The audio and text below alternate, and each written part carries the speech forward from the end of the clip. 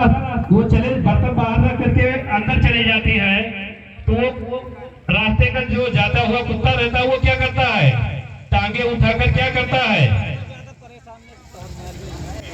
उस कुत्ते से भी बदतर हम लोगों की जिंदगी थी।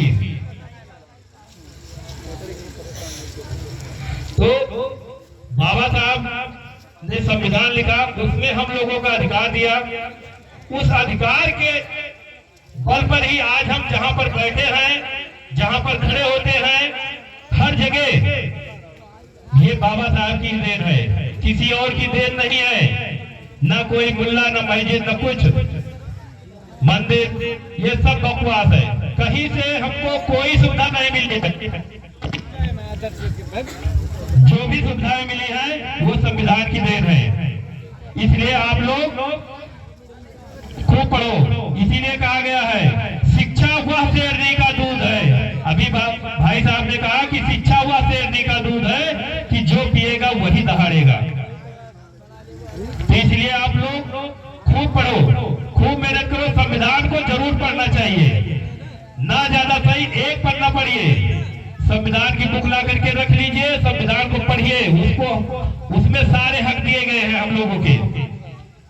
उस हक के हिसाब से आप लड़िए, समाज से लड़िए, जो भी आपके खिलाफ जाए उससे लड़िए। इसी के साथ हम अपनी वाणी को समाप्त करते हैं। जय भीम, नमो बुद्धाय, जय हिंद। बहुत बहुत धन्यवाद सर।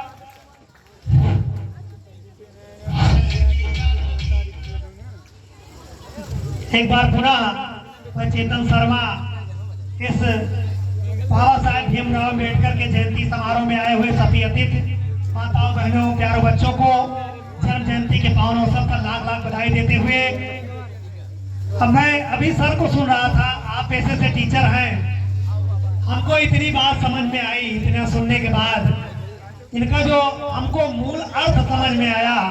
सर का कहना केवल यही था कि हमको भाग्य भरोसे नहीं रहना है, हमको अपने हिस्से की लड़ाई खुद लड़ना पड़ेगा, तभी कुछ हो सकता है। और मैं बहुत ही चिंतनशील व्यक्ति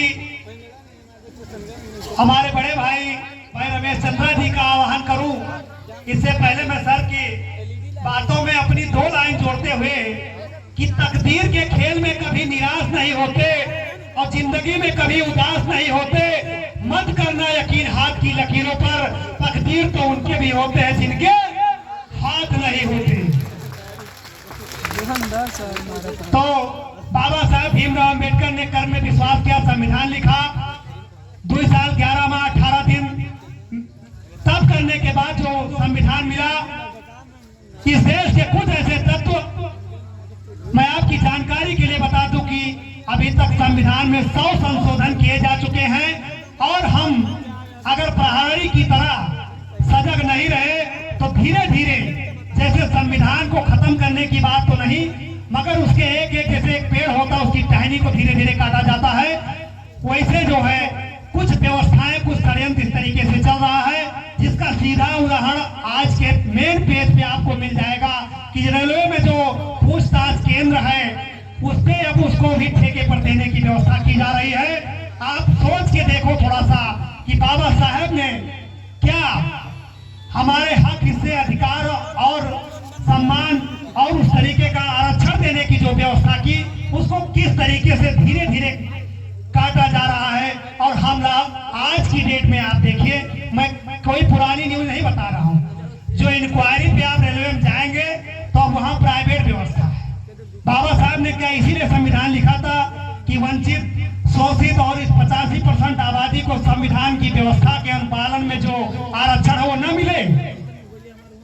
आप लोग इसको सोचिए कि हमको कैसे जो है इस आरक्षण व्यवस्था से धीरे धीरे कैसे दूर किया जा रहा है, और हम आप लोग अपने आप में मस्त हैं।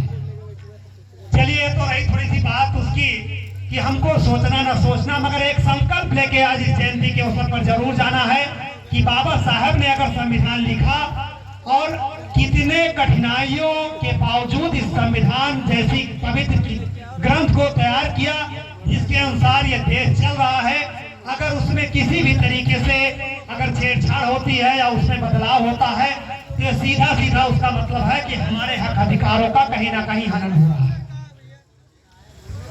तो मैं अपनी बात को आप लोगों के बीच में रखता रहूंगा, मगर एक बार पुनः मैं आपके धैर्य और खड़े रहने की व्यवस्था और इस जयंती समारोह में आए हुए सभी अतिथियों का स्वागत करते हुए इस जो है मैं अपने वक्ता को आमंत्रित करने से चाहूंगा।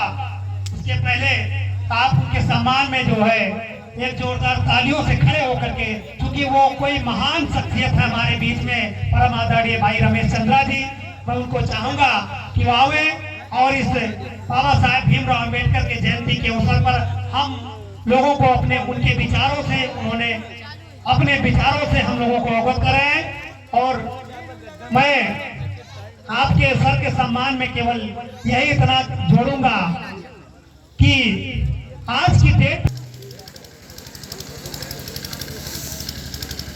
साथियों, बाबा साहब इस महान शख्सियत का नाम था, यह अमेरिका राष्ट्रपति बराक ओबामा ने कहा था कि अगर बाबा साहब मेरे पैदा हुए होते तो